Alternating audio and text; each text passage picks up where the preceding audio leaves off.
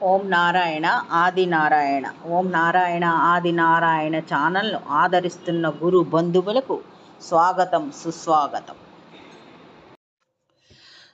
ఓం నారాయణ ఆది నారాయణ. ఓం శ్రీ భగవాన్ వెంకయ్య స్వామి నమ. ఆశ్రిత జన రక్షకుడు, దీనజన బాంధవుడు, అవధూత శ్రీ భగవాన్ వెంకయ్య స్వామి వారి పాద పద్మములకు నా ప్రణామములు.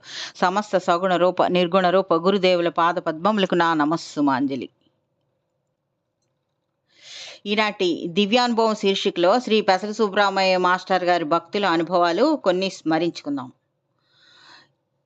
ఈనాటి భాగంలో ముఖ్యాంశములు: ఎవరికి ఏమి చేసినా ఎలా చేసినా అది భగవంతునికే చెందుతుంది. తర్వాత భగవంతునికి ఇష్టమైన మనసు కాలం భగవంతునికి ఎలా అర్పించాలి అన్నది కూడా సారు భక్తులకి ఇచ్చిన శిక్షణ మనకి ఇందులో తెలుస్తుంది. తర్వాత శ్రీ పెసల సుబ్రహ్మణ్య సారు తనని ఆశ్రయించిన వారి చేత కర్మక్షాళన ఎలా చేయించేవారు అనేది కూడా ఇందులో ఈ భాగంలో మనం స్మరించుకోవచ్చు. ఎవరికి ఏమి చేసినా ఎలా చేసినా అది భగవంతునికే చెందుతుంది అనే తెలియజేసే లీలలు శ్రీ పెసల సుబ్రహ్మణ్య మాస్టర్ గారు వారి భక్తులకు శిష్యులకు తెలియజేసినవి ఇప్పుడు స్మరించుకుందాం. అంటే వారు సర్వాంతర్యామిగా ఉండి మనకి ఎప్పుడు గుర్తు చేస్తూ ఉంటారని కూడా ఈ లీలలు మనకి తెలియజేస్తాయి. శ్రీ పెసల సుబ్రహ్మణ్య సార్ సమాధి అయిన తర్వాత అంటే 2019లో ఒకసారి కల్లో ఈ సాయి శివ గారి స్వప్నం అన్నమాట. అది ఈ సాయి శివ గారిని పిలిచి వారి ఇంట్లోనే ఉన్నారు కల్లో, టీవీ చూడొద్దు అని చెప్పారు. అంటే అనుక్షణం మనం ఏం చేస్తున్నామో వారు గమనించి ఎప్పుడు ఏం చేయాలో ఎలా చెప్పాలో చెబుతూ ఉంటారు. తర్వాత ఈ సాయి శివ గారికి కొంతకాలం అయిన తర్వాత ఆఫీస్లో మాట్లాడుతూ ఉన్నప్పుడు వారు ఇలా చేశారు, వీరు ఇలా చేశారు, ఎవరికి ఎలా చెప్పాలి అనే ఆలోచనలు ఈ సాయి శివ గారికి వస్తూ ఉండేవి.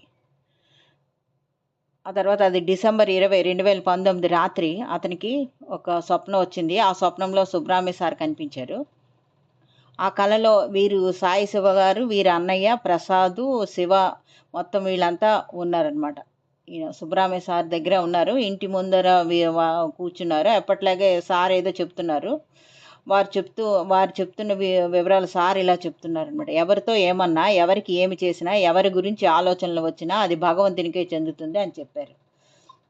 సార్ చెప్పినది ప్రసాద్కి అర్థం కాకపోవడంతో సార్ ఏమి చెప్పారు అని ఇతను సాయి శివ గారిని అడిగారు. అప్పుడు ఈయన సాయి శివ తనకు అర్థమైంది ప్రసాద్ గారితో ఇలా చెప్పారు: ఇతరులతో ప్రవర్తించేటప్పుడు వారిలో భగవంతున్నే చూస్తూ ఏమి చేసినా అది భగవంతునికే చెందుతుంది అని చెప్పారు అని సార్ చెప్తున్నారని చెప్పారు ఇతను సాయి శివ గారు. అంటే ఇక్కడ ఈ సాయి శివ గారు చెప్పిన దాంట్లో అర్థం ఏమిటంటే భగవంతుని చూడకుండా చేస్తే అది ఎదురుగా ఉన్న మనిషికి చెందుతుంది అని అర్థమవుతుంది. అప్పుడు వెంటనే అక్కడ ఉన్న సుబ్రహ్మణ్య సారు స్వప్నంలోనే ఇలా నవ్వుతూ ఇలా అన్నారు: అది కాదు స్వామి, నేను చెప్పింది వారిలో నువ్వు భగవంతుణ్ణి చూసినా చూడకపోయినా ఆ ప్రతి చర్యలు, ఆలోచనలు, మాటలు, పనులు కూడా భగవంతునికే చెందుతుంది అని చెప్పారు. అంటే నువ్వు ఎదుటి వ్యక్తిలో భగవంతుడిని చూసినా చూడకపోయినా నువ్వు చేసేది, అనుకునేది అది భగవంతునికే చెందుతుందని సారు చెప్పారు. వారికి అర్థమయ్యేటట్టు, అంటే వీరు అర్థం చేసుకునేది కరెక్ట్ కాదు, ఇది సరి అయిన అర్థం అని సార్ మరొకసారి వాళ్ళకి తెలియజేశారు. అంతేకాకుండా సార్ ఎప్పుడు ఏది అవసరమో ఆ సమయానికి అది చేస్తూ ఎప్పుడు నిత్య సత్యులుగా నడిపిస్తూ ఉంటారు. మన పిల్లల్ని కూడా ఏదైనా పని చెప్పినప్పుడు వారు చేయకపోతే 1-2 సార్లు చెప్తాం, తర్వాత వారు చేయలేదని ఊరుకుంటాం, ఆ ప్రస్తావన కూడా తీసుకురాకుండా ఉంటాం. అలాంటిది పెసల సుబ్రహ్మణ్య సార్ మాత్రం ఎన్నిసార్లు చెప్తారు, ఎన్ని జన్మల నుంచి చెప్తూ ఉన్నారు. మనం చేసినా చేయకపోయినా మళ్ళీ పట్టు వదలకుండా ప్రేమతో కరుణతో మనకి చెప్తూ ఉంటారు చేసే వరకు. అంటే ఇది వారి అనంత కరుణకు నిదర్శనం.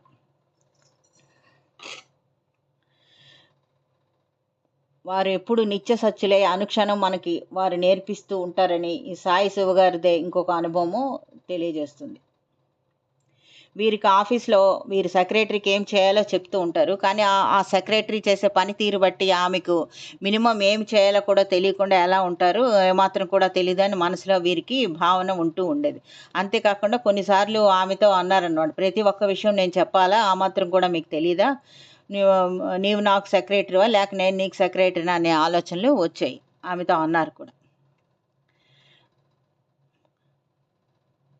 ఆ తర్వాత వీరికి ఒక స్వప్నం వచ్చిందనమాట. అంటే వాళ్ళలో ఎదుటి వ్యక్తిలో భగవంతుడిని చూడటం కాక ఇలా మన భావాలు ఎలా ఉన్నాయో చూపించడానికి అన్నట్లు. అంటే ఎదుటి వ్యక్తిలో మనం భగవంతుడిని చూడడం కాకుండా మన పట్ల వారి పట్ల మన భావాలు ఎలా ఉన్నాయో చూపించడానికి అన్నట్లు తర్వాత వీరికి ఒక స్వప్నం వచ్చింది. ఆ స్వప్నంలో సుబ్బరామయ్య సారు వీరికి కరెంటు మీటరు బిల్లు ఇచ్చి ఒక ఇల్లు చూపించి పని చేయమని చెప్పారు. సారు ఏం చేయమన్నారో శివకు అర్థం కాలేదు. ఈయన సాయి శివ గారికి. సారు వెంటనే గబగబా వచ్చి ఇది చెప్పాను, ఇలా చేయాలని చెప్పానని చెప్తూ ఉన్నారు.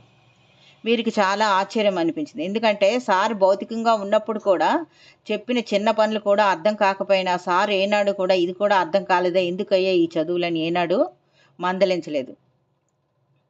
కానీ స్వప్నంలో మందలిస్తున్నారు. అంటే అప్పుడు వీరికి అర్థమైంది. సార్ చెప్పింది చేయకుండా నేను ఏం చేస్తున్నాను, ఈ మాత్రం కూడా తెలియకపోతే వీళ్ళు ఇంత చదువుకుని ఉపయోగం ఏముందని అనుకుంటున్నాను. కానీ సార్ ఏనాడు అలా అనలేదు. అందుకని నేను ఎలా ఉండాలో సార్ నాకు నేర్పిస్తున్నారు అని వీరికి అర్థమైంది. ఈ విధంగా నిత్య సత్యులుగా సార్ వీరికి ఎన్నో నిదర్శనాలు ఇస్తూ నడిపిస్తూ ఉంటారు.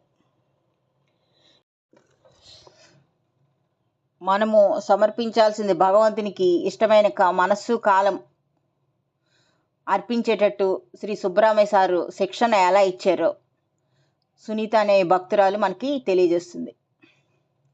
ఈమె ప్రతిరోజు ఉదయం 4 గంటలకల్లా శ్రీ భగవాన్ వెంకయ్య స్వామి వారి సమాధి మందిరం దగ్గరకు వెళ్ళి ప్రదక్షిణలు చేసేది. సరిగ్గా సమయానికి స్వామి దగ్గరకు వెళ్ళడమే ప్రధానంగా చేసేది. అంటే ఉదయం 4 గంటలకు స్వామి దగ్గరకు వెళ్ళడానికి ఒక్కొక్కసారి బ్రష్ చేసుకోవడానికి కూడా వీలు లేకపోతే సాయి మాస్టర్ నిలయం నుంచి బయలుదేరే ముందరే అక్కడ వేప పొల తీసుకొని బ్రష్ చేసుకుని దానితో మందిరం దగ్గర ఉన్న కుళాయి దగ్గర శుభ్రం చేసుకొని స్వామి దర్శనానికి వెళ్ళేది. అంటే సార్ చెప్పేవారు కరెక్ట్ టైంకి మందిరంలోకి వెళ్ళడము ముఖ్యం అని చెప్తూ ఉండేవారు. అంతేగాని నువ్వు స్నానం చేసావా లేదా అనేది కూడా అసలు లెక్కలోకి తీసుకునేవారు కాదు అని ఈమె తెలియజేస్తున్నారు. అంటే మనం ఏ టైంకి అయితే నియమం పెట్టుకున్నామో ఆ టైంకి మందిరంలోకి వెళ్ళడం ముఖ్యం అని చెప్పేవారు సార్. తర్వాత నగేష్, హైమావతి అనే భక్తులు ఈ విధంగా తెలియజేస్తున్నారు. మనలో చేయాలనుకున్న ఏ పనైనా అయినా అవ్వకపోయినా భగవంతునికి సమయం ఇవ్వడం అనేది మాత్రం తప్పకుండా జరగాలి అని సుబ్బరామయ్య సారు చెప్తూ ఉండేవారు. అంతేకాకుండా వారిని ఆశ్రయించిన భక్తులకి వారి అదే విధంగా చేయించేవారు. తర్వాత వేణుగోపాల్ గారు ఇలా చెప్తున్నారు. మమ్మల్ని అందరినీ కూడా అంటే అందరిని వచ్చిన వీరు సుబ్బరామయ్య సార్ భక్తుల్ని, శిష్యుల్ని అందరినీ కన్స్ట్రక్షన్ వర్క్లో ఇన్వాల్వ్ చేస్తూ ఉండేవారు. అంటే దానివలన అందరూ కన్స్ట్రక్షన్ వర్క్లో ఇన్వాల్వ్ చేసేవారు. అంత పని చేసినా ఎవరు అలసిపోయేవారు కాదు. అంటే ఈ సుబ్బరామయ్య సార్ చేసిన శక్తిపాతం చేత ఆ పనులన్నీ చేసి అక్కడ పని చేసిన వారికి ఆ విధంగా కన్స్ట్రక్షన్ వర్క్లో ఇన్వాల్వ్ అవ్వడం వల్ల కర్మ క్షాళన అయిపోయేది. తర్వాత వారికి సర్వశుభములు ప్రాప్తిస్తూ ఉండేవి. అంటే మహాత్ముల సన్నిధికి వెళ్ళినప్పుడు వారు తమ శక్తిపాతం చేత మనకి ఎవరికి కావాల్సింది వారికి అనుగ్రహిస్తూ ఉంటారు. సుబ్బరామయ్య సారు అంటే మనకి ఎన్నో కారణాల మీద గొలగమూడి రప్పించారు. అంటే ఇది వేణుగోపాల్ గారి అనుభవం అనమాట. ఎన్నో కారణాల మీద గొలగమూడి రప్పించారు. వారిని ఇక్కడ చేత ఈ పనుల్లో ఇన్వాల్వ్ చేసి కర్మక్షాళన చేసి మనకి మార్గం చూపిస్తున్నారు సుబ్బరామయ్య సారు. అంతేకాకుండా ఎవరికైతే ఏ పని అయితే ఇష్టం లేదో ఆ పనే చేయించి వారి చేత వారికి ఉన్న కర్మ ఆ విధంగా కర్మక్షాళన చేయిస్తూ ఉండేవారు అని తెలియజేస్తూ ఉన్నారు. ఓం నారాయణ ఆది నారాయణ.